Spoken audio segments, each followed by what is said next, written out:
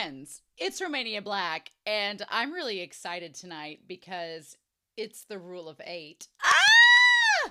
Yeah, we're on Scum Villain Self-Saving System, episode 8, and if you've ever watched my channel before, you know that when you have a series that is, in this case, 10 to 13 episodes, the 8th episode is usually an amazing one, so I'm really excited. 8's my lucky number. I'm super hyped for it. I can't wait. But it also dawned on me as I was getting ready for this episode. I was like, oh yeah, we have 8 episodes. I've been going into this series. I forget that there are only 10 episodes. And I thought, oh, we've got 12 episodes. We've got 11 episodes. No, there's only 10. We only have 3 episodes left, y'all. What? And then we'll be starting the novel. So that's just flooring me right now. So there is that. But yeah, I'm super excited for the 8th episode. I can't wait. Last episode was a lot of exposition. Nightmare trying to tempt Luo into going against Shen because Nightmare probably senses that Shen is weirdly a threat. And meanwhile, we ended the episode with Shen being confronted in his own dream by a very deeper voiced, very much more mature, much more sexually attractive Luo. And I'm like, oh no. So, is Shen going to have his own sexual awakening in this moment? Well, he did talk about how Shaw was not all she was cracked up to be from the novel. Maybe Luo's gonna be a little bit different. I don't know. But I do want to talk about a couple comments that I received leading up to this. Red Geraniums noted, we were talking about the pillows that Shen was sleeping on and how they're very uncomfortable. Red Geraniums noted that the pillows in ancient China were made from hand materials ranging from porcelain, stone, wood, or bamboo. And they had a cooling effect, yes, and were used mainly to maintain all of the intricate hairstyles that the characters wore. And I think I remember from, this is not Chinese, it's Japanese, Memoirs of a Geisha, where Chio, she like tries to do her hair and she has to like, in order to like pass the geisha test, she has to sleep in where her hair isn't bothered. And it's kind of in a similar format. Yeah, insane. Those pillows don't seem comfortable at all. Anime Annie talks about how Liu is very interesting. He's very intense. I really like him so far. But Anime Annie, we can't go MXTX Monday without an MXTX gutter mind moment. Liu, when Anime Annie was talking about them, said, yes, they are intense and they are poking at Shen's character change in this series with a very large sword. I was like, it's not lost on me. Gutter mind, MXTX Monday. Super excited, right? But also, I really liked the idea of Luo, without spoiling anything for Heaven Official's Blessing and Modazushi, that cooking is a central theme in all 3 of these stories. But Luo definitely is the best cook of the 3 in the series so far. And Anime Annie pointed out that Shen, we talked about how Shen doesn't realize that he's taken the storyline of Dreamland from the one girl, the one disciple. He's like, oh, I took her storyline. How weird. But he also has kind of taken like a lot of storylines at this point, and Shen is still oblivious that he's now the love interest in the storylines. And it's like, come on, Shen, figure it out. He's basically cock-blocking all the other girls from the harem, but we're going to talk about that a little bit more in a second. Rose Jennison talked about, 315, talked about in the OG storyline, the moment that Luo was touted by the Demon Clan when they were having the big face-off, I think it was back in episode 5, was that a moment in the OG storyline where Luo realized that Shen kind of had it out for him? Rose Jennison pointed that out, but now that the story has changed, things are in Luo's perspective are changing as well. So I definitely want to, Whiteboard Coup may not be enough for the storyline to compare the 2 storylines. It may have to get like Conspiracy Board Sama or somebody out to help do this. So it's going to be interesting to see like pinpointing how the story is changing as it goes and my dogs are being silly, but also comparing how like the storyline was supposed to go with how, because Shen has shown Luo kindness, things have changed. So that's going to be really interesting. Jinya 9033 talked about Scum Villain being the most meta of the story of MXTX's trilogy, and that it's tied most to Chinese tradition and Chinese tropes in storytelling, which honestly, I said in my reply in the comments, that makes a lot of sense, because if you think about it, Scum Villain was MXTX's first story. So to kind of like get in the mainstream, to kind of get in the market, it's like, here's all these traditional Chinese tropes. I'm not really caring about an international audience. I'm just trying to appease my fan base here in China. And then once they became popular and they wrote Modao Zushi and then Heaven Official's Blessing, I feel like the stories get more and more marketable for a global audience.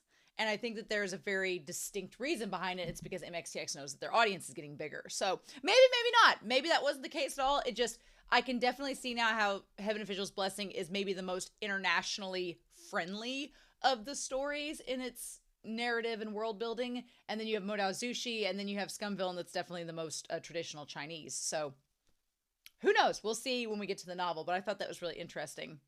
But I did think it was really important to bring up that it's good that this is the last one I'm reading, because I think if I had started with Scum Villain instead of Modao Zushi and Heaven Official's Blessing, I would be lost. And I feel at least this way, I kind of know some of MXTX's tropes that help me kind of navigate the story a little bit better. And then Daniela Quaro, 57, talked about how Shen only knows Luo from the novel as this OP protagonist who sleeps with hundreds of women and has this harem of thousands of women. So, of course, he thinks that there's no way Luo would ever like a man. He's like swimming in women. Why would he love a man? So Shen's pretty oblivious to that, right? He's definitely, which honestly, now that I think about it, Luo is kind of overcompensating. It's like Luo doesn't want to admit that he's gay for Shen, maybe in the OG story, and so he's just overcompensating. Or maybe because Luo wasn't, given the love that he needed by Shen, it caused him to be this bitter man trying to pass off that he's heterosexual when he's really not. So that's interesting.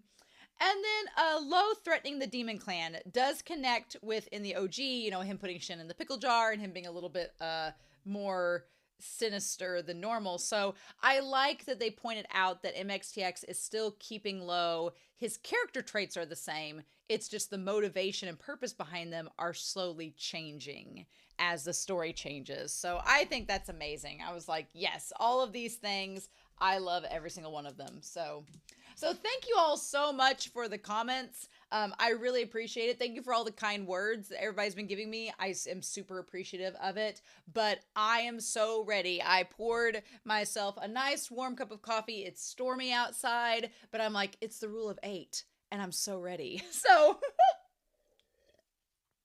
why not?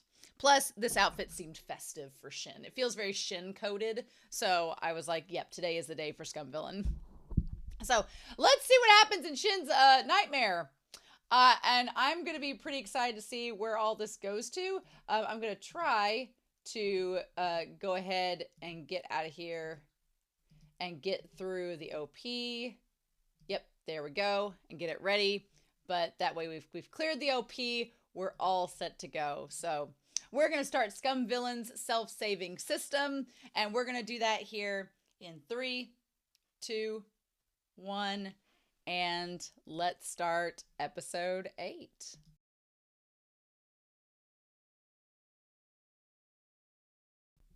It is not fair that these episodes are only 16 minutes. It is not fair! How? They just, we were just getting to it, so yeah, we just get into this hunt, which we'll talk about it. And we were just getting into meeting new characters. I brought Whiteboard Kun out because we have a lot of new characters that we need to unravel. I'm really excited for the novel because I'm getting the impression with this episode. This episode was great. I was like this the whole time internally, like just literally fangirling internally, and hopefully you all saw externally it just starting to seep out, because this episode just made me want to be it made me want to just not only swoon, but to also shake Shen and be like, you are so freaking oblivious. Do you not get it, dude? And no, he doesn't. That's MXTX. MXTX is gonna be like, my protagonist is not gonna understand that they're in love until the climax. And it's like, so yeah. So yeah, I get the distinct impression with this episode, and I'm really getting excited for the novel now because this almost feels like they're just trying to they're streamlining to a end point of the season to end it at a certain point. And the question is going to be when are they going to end it? My thing is, I think they're going to end the season. I'm going to theorize, and don't tell me if I'm right or wrong. We'll find out in 2 episodes. My theory is going to be, it's going to be Shen kicking. It's going to be Luo falling into the pit is what's going to be into the abyss is what's going to, episode 10 is going to end on Luo falling into the abyss. Now the question is going to be, is it going to be Shen's fault or is it going to be somebody else's fault? I think it could be somebody else's fault if I'm being honest. Shen thinks that he has to be the one to push Luo into the pit, and I'm like, but when we went back to this episode and the system in the flashback was talking to him, I don't think that's the case. I think that's just Shen thinking that he has to do it because he did it in the OG novel. So again, we're gonna Whiteboard Kun or Conspiracy Board Sama is going to be littered with many things, and I have a feeling it's gonna be how are we subverting the story? How are we changing it? And what's going to end up happening. Because I don't think that it has to be Shen that does it. But we're going to go through this episode and talk about it and what we end up getting. So Shen's nightmare is ending up in the pickle jar. Because why wouldn't it be? It's basically him getting tortured by Luo, ending up in the pickle jar. And just basically just living a life of misery. Why would that not be anyone's nightmare? But we're going to put Shen up here. And kind of have him over here. We're also going to put new characters. Who be this? New characters we're going to put over here. We're going to have them up here. Right? I do like a lot of the things that this story is doing and setting up. It's really great. And in Shen's nightmare, Luo is getting back at him for all the humiliation that he's caused, right? And I'm assuming that the little rose thing on his forehead it reminds me a lot of Heaven Official's Blessing. There's fan art with the main character in Heaven Official's Blessing having the symbol on their forehead. And so it feels like a sign that he's been indoctrinated into the demon clan and been accepted into it. And then Shen's like, no, I can't believe that the last episode set up a cliffhanger and the cliffhanger was immediately resolved. We didn't get any further into that dream. What? Now, that is a cop-out and it's not fair. But what it also establishes is that part of Shen's nightmares is the idea of Luo not loving him. It's Shen has gotten so used to Luo totally being on board and loving him that it's now the idea that Luo is not going to be there for him, it's a nightmare to Shen. So that is so interesting. And Shen doesn't even realize it. He's just oh, I'm just in the pickle jar. Of course I would feel like it's the worst thing ever. But then he immediately throws up into the canister. Now, I freaking love that Luo just sasses the system. He's like, this is not the amount when you threatened me that if I didn't go through this, I was going to lose more points. So why don't you own up to your thing? I love how someone in the comments said that the system is so fed up with Shen being an oblivious mess that they're just letting out their frustrations by adding extra rules and doing things their own way to just spite Shen. I love the idea that the system is just so over Shen. They're like, fine, if you won't get it, I'm just going to make you miserable. It's actually hilarious. But I also love that Shen has two very different voices. Shen has his I'm speaking deeply and advising you, Luo voice. And then he has, bitch, what you doing, system? I love Shen beyond all belief. He's so funny. He's like, why don't you set the reduction to 500? Is it good to reward or punish me more? He's like, I went through the extra plot. Why don't you award me extra B points? And he's like, system, don't ignore me. Let's sign a contract. I can't wait to get into this in the novel. Although the one thing I am sad about is they animate Shen's face so well in these scenes. I am going to be really sad when we don't have Shen's face anymore and see his reactions. That part's going to be hard because I really do like the way they animate him in this. But yeah, and then the moment that Luo shows up, Shen's instantly like, oh, I do feel so horrible. What a diva. What a peacock. So yeah, and then that's when Luo, our precious angel baby sugar lamb, shows up. And of course, Shen looks over and I'm like, and from Luo's perspective, seeing Shen give him certain expressions, I'm like, of course he would be in love with him. How could you not be in love with him, right? And Shen has no clue what he's doing.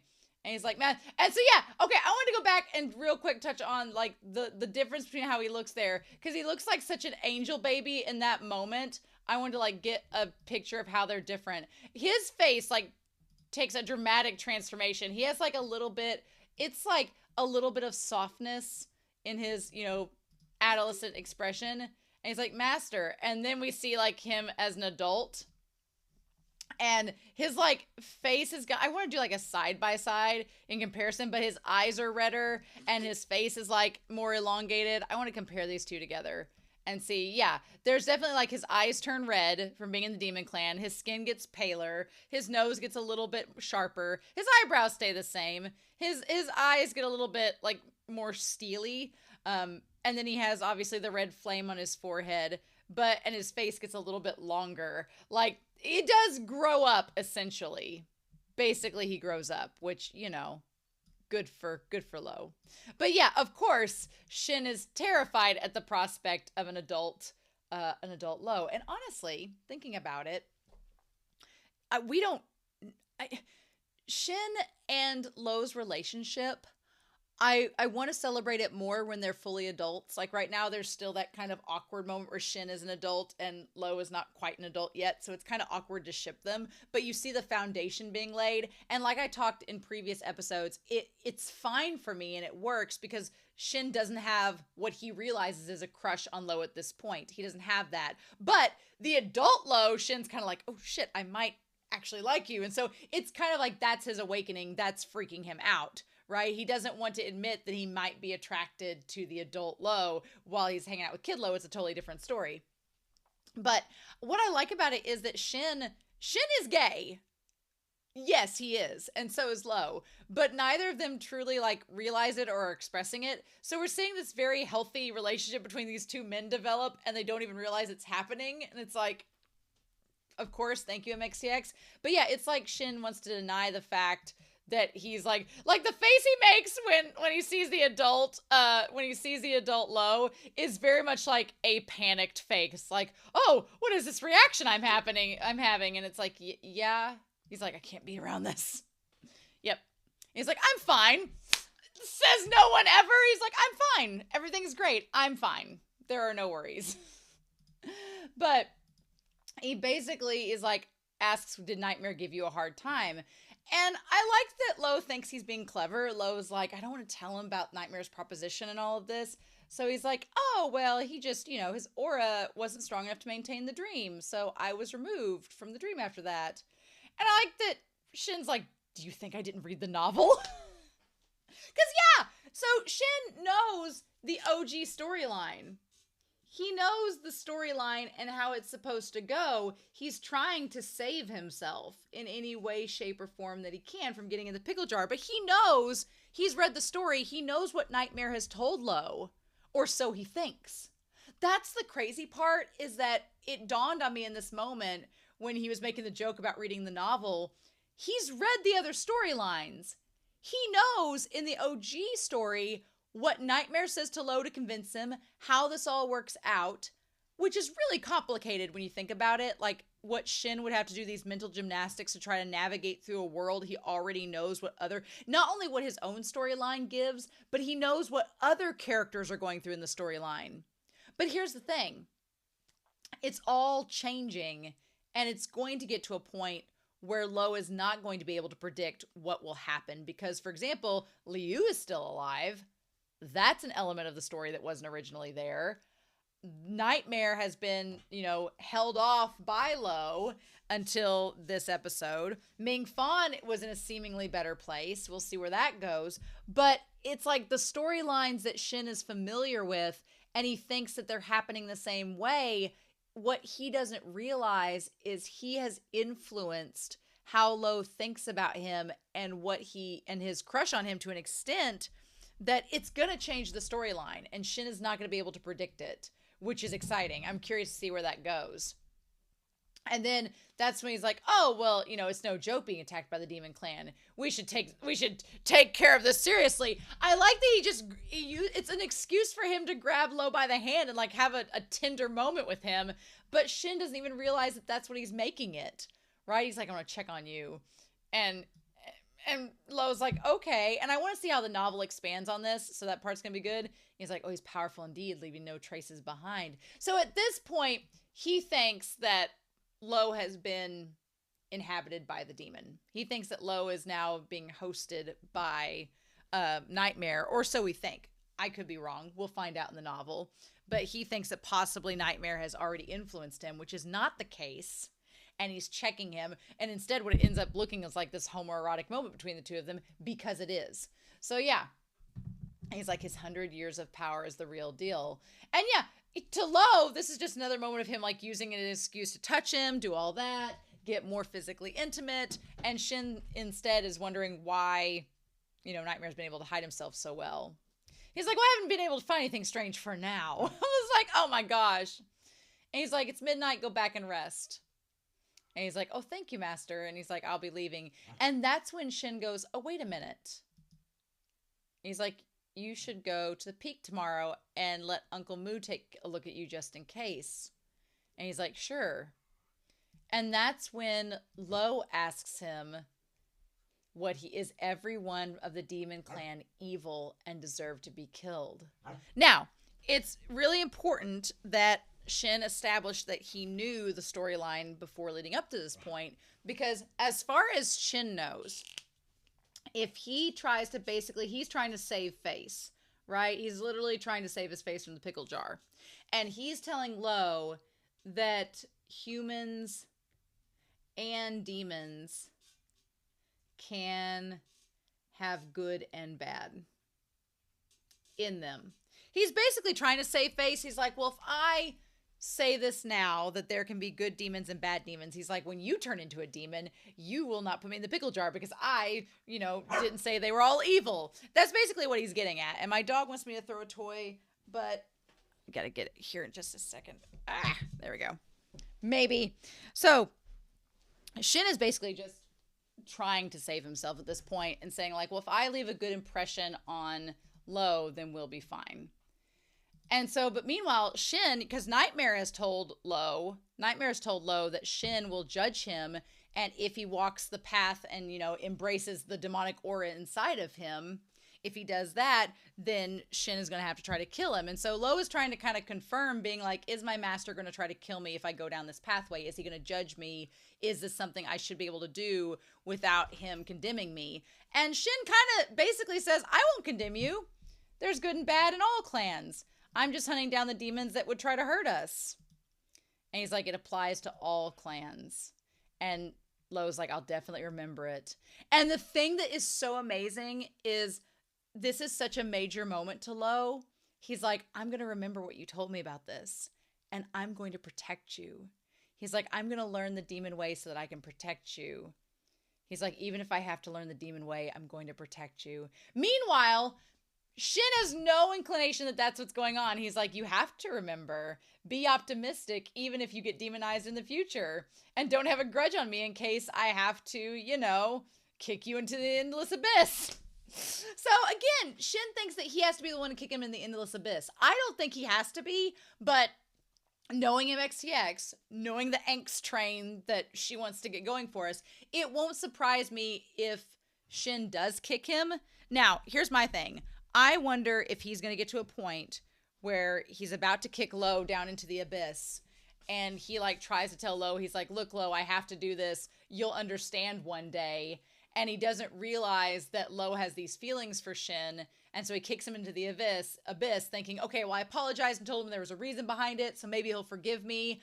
Meanwhile, Lo may believe, okay, I've got to get strong to protect him. Maybe he was being threatened. I've got to go back up and save him. And all of this, Shen does not realize how his love and kindness for Lo has become a catalyst for Lo's decisions. He has no clue. And it's so frustrating. And you're like, damn it. And it's like, when's he going to realize it? And that's what has me excited for the novel, right? That's what has me excited. And he's like, that's it. Go and rest if you have nothing else. And then he could have let Lo go. He could have let him go. But then at that point, Shen's like, wait a minute. He's like, what are you trying to do? And he's like, oh, well, I'm going to go to the kitchen and prepare you breakfast. And he's like, cooking at midnight, go back to sleep. And then before he goes, that's when Shen realizes, wait a minute. Is he still sleeping in the woodshed? And again, Shen thinks, Lo's in the woodshed. That's just something else that in the future he could hold against me. I don't want him to hold it against me. So Shen's like, okay, I told him that demons were okay, so he won't be mad at me when he becomes a demon. I saw that he was sleeping in the woodshed. Well, that's no good. So he could have offered him Mingfan's room. He thought about it, but then he was like, no, just take my spare bedroom. And I'm like, Shen, do you realize what you're doing? The answer is no, which is hilarious because it's like, what? He's like, there's a side room outside the bamboo shed. And again, Lo like goes to hug him and he's like, oh, there, that's enough. I'm like, how do you not see this, Shen? But he doesn't.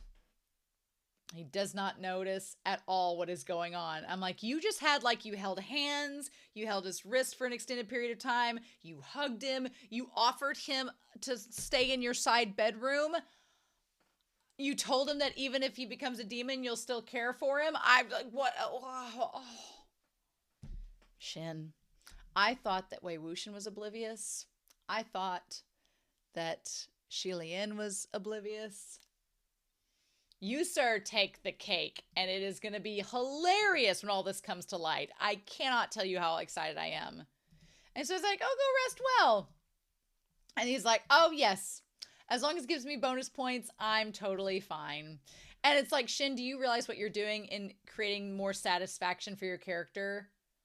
So he goes to sleep in the bamboo shed, but that's when Nightmare visits him again. Now, in the OG story, again, we would have to like make the timeline. In the OG story, did Nightmare convince him the first time around? Or did he come back a second time around and he'd be like, oh, what's so curious is we don't know what the OG storyline was where Lo visited Shen in the bedroom and if Shen got mad at him and yelled at him or was mean to him. We don't know. So it could very well be that Lo tried to be nice to him in the OG version. Shen was an asshole. And then he sent him back to the woodshed. And at the woodshed, Lo was mad, dreamed again. And then Nightmare came in and was like, you want to become a demon lord? And he's like, yes. And that was the catalyst. So it seems like now the catalyst is happening for a different reason. Instead of it happening out of malice, Lo is agreeing to become part of the demonic clan to protect Shen and doing it out of love, which is a very different motivation. And so he says, Senior Nightmare. And here's the thing. He says that he's not going to acknowledge him as master, only as senior as he trains him. That's literally it. And he wakes up and has like a little kind of demonic look in his eyes. But that's huge to me because that's not giving Nightmare control. By him saying in the OG version, master, that gave Nightmare control. So as he was training him, he could start more and more to use him like a host. Here, because he's not his master, Shen is the master. It still gives Lo a little bit more control over his body than I think he would have had in the original version. Now, what ends up happening with this, we're going to have to find out, right? But I'm so curious. So yeah, and then poor Mingfan. I do feel bad for Mingfan at this point in the story because he's like trying to do good. He's trying to be like the good disciple and Lo is just outpacing him, like running circles around him. And he's like, what can I do? And y'all, the moments where Lo is just sitting there, he gives all the scrolls to Shen, and Mingfan's like, what the hell? And then when he comes back and they're like serving tea and they're like having this little banner, they're like talking back and forth. It's super cute. It's like, oh, And then at first, Mingfan is like leading all the people in the exercises and Shen is by him and Lo's by himself. But then people start to join Lo as he gets better and better. And then, oh my God, the scene with the soup where Shen is slowly eating it and Lo's like, do you like that? I was like, I'm like, Lo is falling more and more in love with Shen and Shen doesn't realize it. That's what I think is going to be possibly like a catalyst. The question is going to be, I'm curious, is the fact that this is all a visual novel and this is all a game, is it going to be like a she's all that moment where Shen is ousted by Nightmare and Nightmare like tells Luo that Shen's just been acting to get on his good side so he doesn't punish him? Is the novel's dynamics and the rules of the game going to eventually be revealed to Luo and the others? And it's going to become this transparent thing where Shen's known all along and he's been trying to manipulate the story. Is that going to be a storyline? That seems really cruel, because that would be like the bad ending where Shen is like outed for trying to manipulate the story and manipulate Luo's feelings. That could be used against him, and that could have really, really bad consequences. So I don't know if that's going to come out in this story. That's going to be really interesting to see if it does or not. But yeah. And then Luo keeps training, and Ming Fawn's kind of like he gives up. Also, the giant vase for the scrolls that has just a big old cock on it. Just a big old rooster. I'm like, are we subtle, show? Probably not. And Ming Fawn's like, what the heck? And his soup and stuff is left behind. But yeah, we see Luo continue to cultivate his powers, learning basically the demonic art. Nightmare seems pleased, and then everybody leaves Ming Fawn behind and goes to join Luo. Which I wonder if that's how it was in the actual OG story, that Ming Fawn gets left behind and Luo gathers the army, but in the original novel, he's like, channels his anger and starts conquering places rather than defending Shen. I'm curious because in the OG story, Ming Fawn dies, and supposedly Shen has tried to like take certain actions to keep that from happening. Is Ming Fawn going to get jealous and end up getting killed anyway? That's a question that I do have for this to see where it goes. But yeah, so Liu is still around. He is helping to keep Shen's aura in check. And I like that Shen's like, oh, never better. Everything's great. Thanks for keeping me in check. And Liu's like, this is all an illusion. You're slowly dying. I feel like part of me is just like, Liu is so dry and there's just like no humor to him at all. And then another part of me feels like I want to make him like Rachel Dratch's character in SNL, where she's Debbie Downer. And he's like, I hope you know that the poison barbs kill 75% of all ecosystems every year. And you're slowly withering away into a soulless husk. Like, I just want him to just be, I really like Liu's character because of how dry he is. It's kind of hilarious. He's like, you've never fully recovered. You're not fine. And then Shen looks over and he's like, I have, don't I? Silly, silly boy with the pretty face. And Liu's like, I hate you. I love when we have, one of my favorite character dynamics in a story is a very, very, very diva, peacock, over the top, oblivious dumbass, and then a super hyper serious straight-laced character that's just like, what? Why? Are you kidding me? I love that. Their dynamic reminds me of a Japanese anime called Haikyuu, where in that I feel like Liu kind of reminds me of Ushijima of Japan, of Wakatoshi. He's like one of the main strong characters, but he's very dry, very serious, very blunt, doesn't quite understand humor that well. And then you have Shen, who's this glorious peacock, who reminds me a little bit of Tendo, in the sense of they're just kind of like chaos and just the total opposite of Liu. Now, a lot of people ship Tendo and Ushijima. I don't really ship them. I just view them as friends. So that's kind of the dynamic, I think, of Shen and Liu. I don't ship Shen and Liu. I could see that, especially from the cave scene, but to me, they're more friends. They remind me of Heaven Official's Blessing, of Feng Xin and Shi Lian's characters. And that's all I'll say about that. They kind of remind me of that in that sense. But Shen looks so damn good there. Like, what the fudge? He looks so freaking good.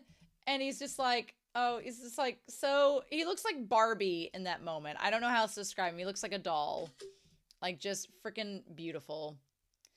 And I love that then we have Ying Ying show up. She's grown up, even though her face is like the same. And they're like, where's the prescription Uncle Moo gave you?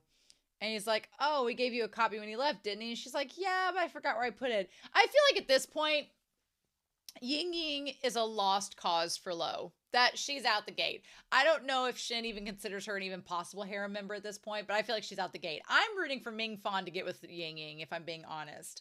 I would love Ming Fan to get to be with her, since it's clearly not happening with Lo. But yeah, I like that Liu kind of comments as he looks around. He's like, man, this place has really gone to shit. Is it because your boyfriend Lo isn't here? And Shin's just kind of like, I don't know what you're talking about. He's like, I'm doing fine, and everything's in disarray. And he's like, well, it's better than you living alone, right? And then he gives him Senior Yu asked me to pass this to you, which is the God Alliance. Yep, the God Alliance Congress. I think one thing I really love about this episode is showing how much turmoil that Shin is in over this storyline.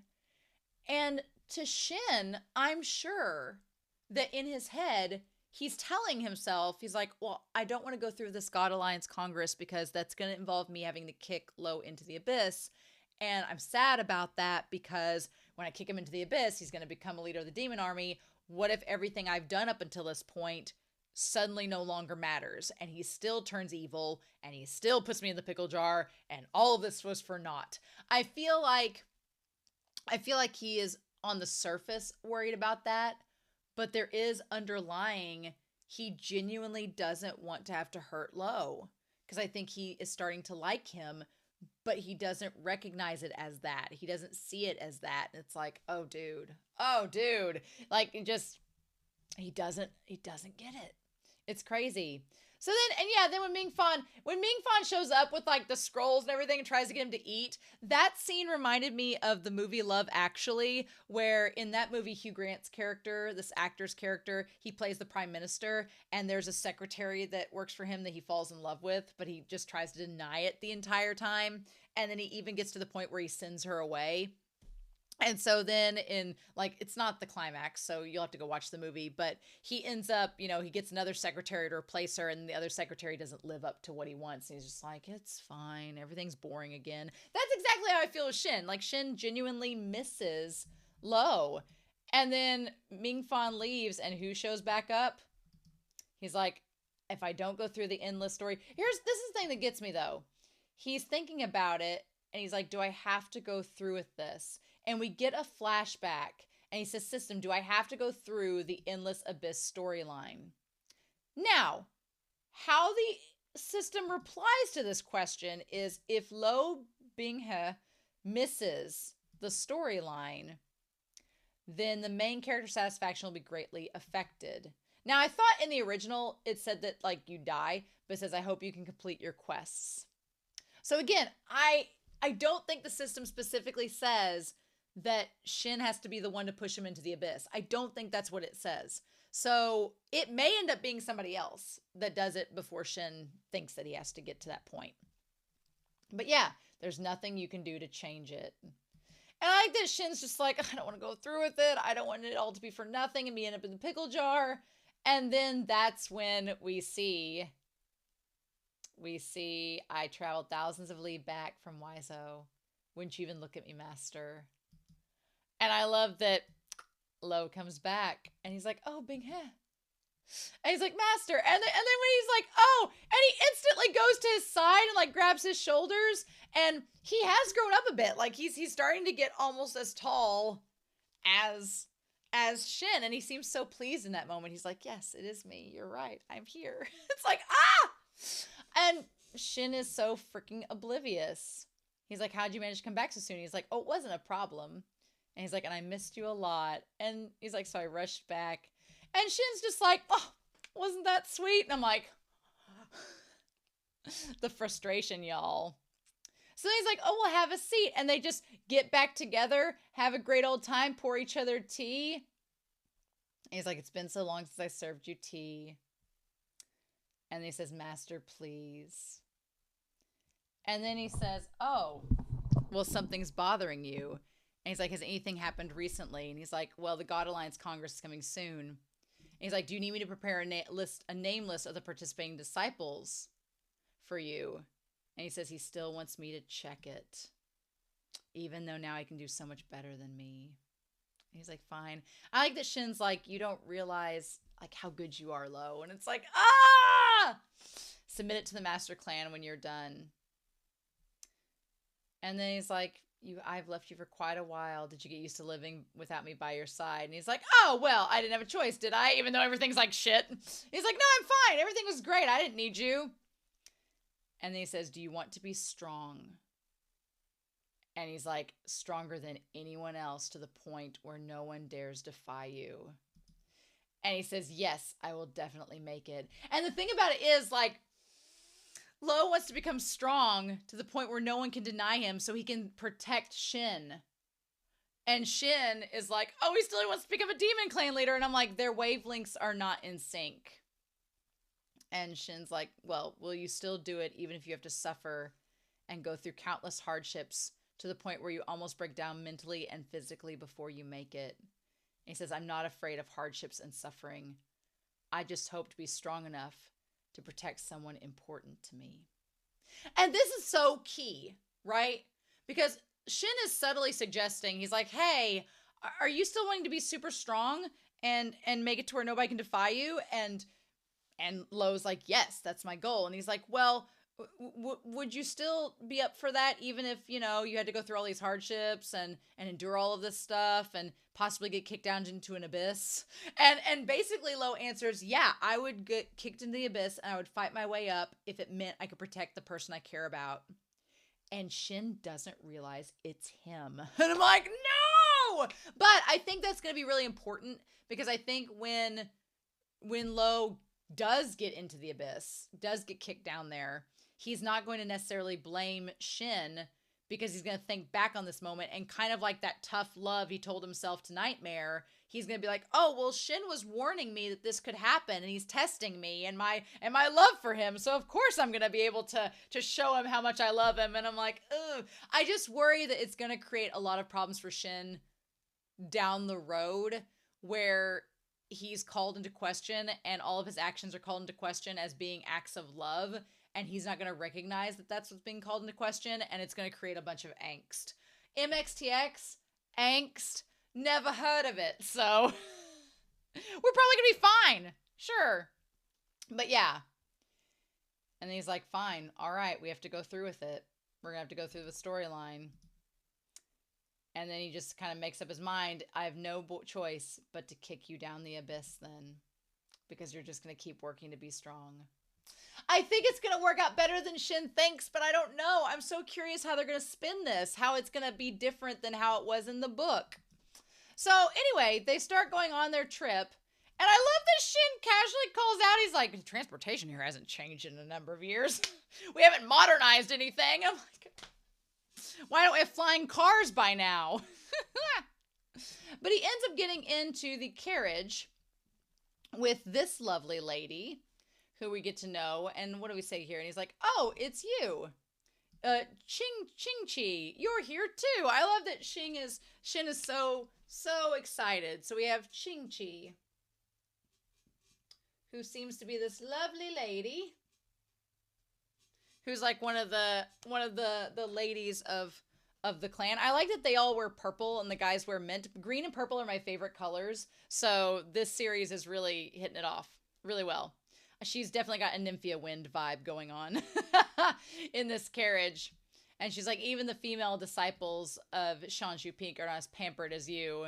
You don't even look like a golden essence master. And Shen's like, just because I'm a diva, don't hate me because I'm beautiful. So yeah. So they travel along their way and they're just riding along. He's having a good old time eating his fancy treats. She's rolling her eyes at him. And she's like, even Ming-Yan is riding a horse. And he's like, oh, let's see. And he's looking around for her. And then he's like, where's Ming-Yan? And he's like, and I like that the look on Love's face is just one of kind of jealousy and disappointment. He's like, oh, what do you want, master? And realizes that Shen is looking for a woman. And he's like, oh, you want to see a woman? Okay. I could definitely see Luo getting jealous. This is the crazy thing. I feel like Shen is oblivious. He just thinks he's looking at pretty girls, but he has no thoughts about them regardless. And I feel like Luo could be the one to get jealous And what if this like completely turns on its head? I don't know. I don't know how this is gonna go. But yeah, Lo just seems kind of disappointed and jealous there, and he's like, oh, a girl changes a lot. She's getting prettier. And then he gets pulled back in. And he's like, my snacks are dropping. And poor Lo is kind of like, woebegone that his master didn't notice him and was looking at a girl instead. And he's like, I need to meet this disciple that my master admires. So Lo goes up and just talks to this girl, realizes she's just kind of boring, and then he goes back. He's like, hey, how are you? And she's like, fine. And he's like, lovely weather we're having. And she's like, yep. And he's like, okay, great, good talk, bye. That's the insane thing. And then when Shen looks out of the wagon, he sees the two sitting by each other, and he's like, oh, that Lo, putting the moves on her. She's going to be part of his harem before he knows it. I'm like, no, Shen, that's not it. He thinks that you like a girl, and he's trying to figure out what you like about her, and it's not, oh my God. The miscommunication in this episode is off the charts, and y'all know how I feel about miscommunication. I have a feeling MXTX is going to put me through the ringer, especially with these two. And he's like, oh, you've grown up. You know how to hide from me when you're dating. I don't even have to help. And I'm like, Shen is trying to be a wingman for Lo, who loves Shen, and is trying to talk to these women to find out why Shen loves them when he really doesn't. He wants to hook Lo up, and it's just... This novel is going to be a trip. This series is going to be a trip. I'm like, are you freaking kidding me? But yeah, he just goes up to her and he's like, oh, look at the mountains. And she's like, yes, it's beautiful indeed. And then Lo immediately turns around. He's like, okay, cool, thanks, bye.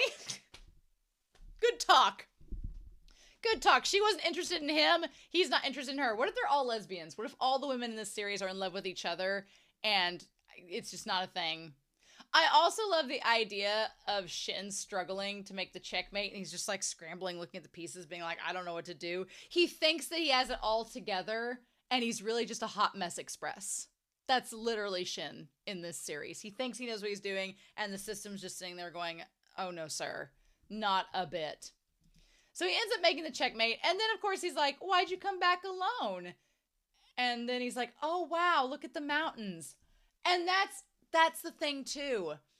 In that moment, Lo goes back to Shen's side, and Shen's like, oh, I thought you'd want to hang out with that girl instead. And Lo's like, no. And the same thing that Lo found beautiful, Shen finds beautiful too. Yubakas. I'm just completely floored, y'all. What do we do with this? So yeah. So we get to Congress, we get to this old man and the one doctor and another old man. All the old men here look like Nightmare. So the animation, what can we do? I'm going to be curious to see what the novel does. Are any of these old men secretly Nightmare? Who knows? We'll have to wait and see. There is the old man though. So I don't think so, because the old man in the OG novel, he was the one that Lo defeats early on and takes the one daughter into his harem. So we'll see. You know what I'm realizing? Every instance where Lo has gained a harem figure are all instances that Shen was involved with. And it just led him to the point of getting Shen at the end and putting him in the pickle jar.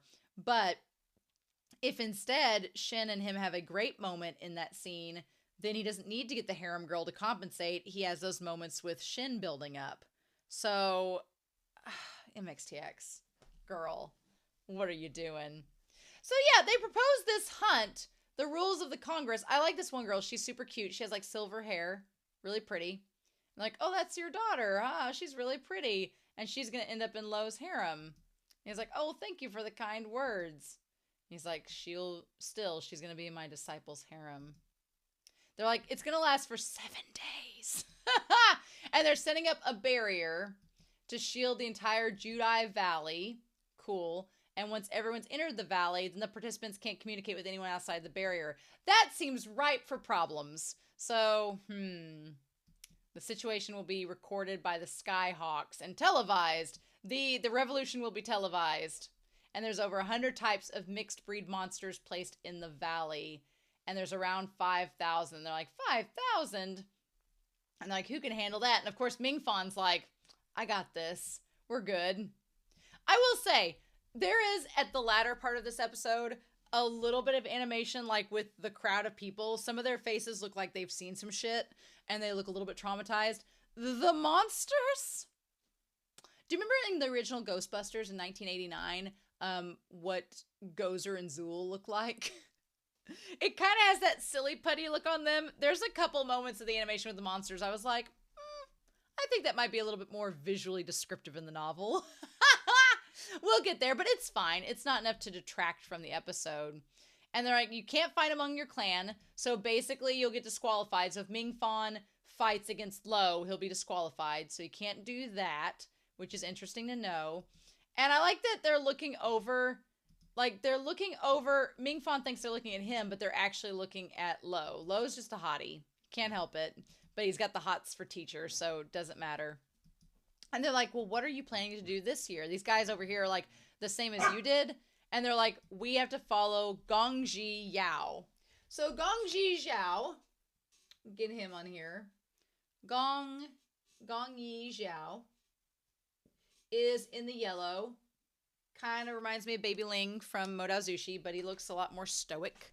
He seems interesting. He has a lot of followers. I'm very curious about his character. They're like, we can go up the ranking board only by taking what is left by him. So clearly he's the one that usually wins this competition. So he might be like competition for Luo, maybe. They had the most like consensual bro nod at the end together. They were like, sup. And then they just like left. So I'm very curious like what his role is going to be in all of this, because he seems like the scoreboard leader. He doesn't seem like he would be somebody of malice, but I'm like, is he going to end up? Here's the thing. Is Gong Yi going to end up like suspecting that Luo is, because they're not from the same clan, suspecting that Luo is from like the demon clan and he's going to try to like kick him into the abyss instead? I don't know. I'm very curious because right now Shen is not in the woods to see what happens, but he knows what happens. So apparently, but here's the thing. He knows what happens. So he must be thinking that Luo is going to make it back from the hunt and the abyss happens later. So we only have 2 episodes left, y'all. So I'm very curious to see how this is going to go down. So yeah, they basically go through this portal, which is really funny. And Ming Fan goes in. And what happens to him? He like instantly goes into there. He's like, he's so quick. He's like, I'm going to prove to Master and Ying Ying and show them who's the best disciple. And then he immediately gets wiped out. They're like, wow, who's the first one to be eliminated? And Shen's like, oh my God. So he was taken out. Oh my God. Crazy talk.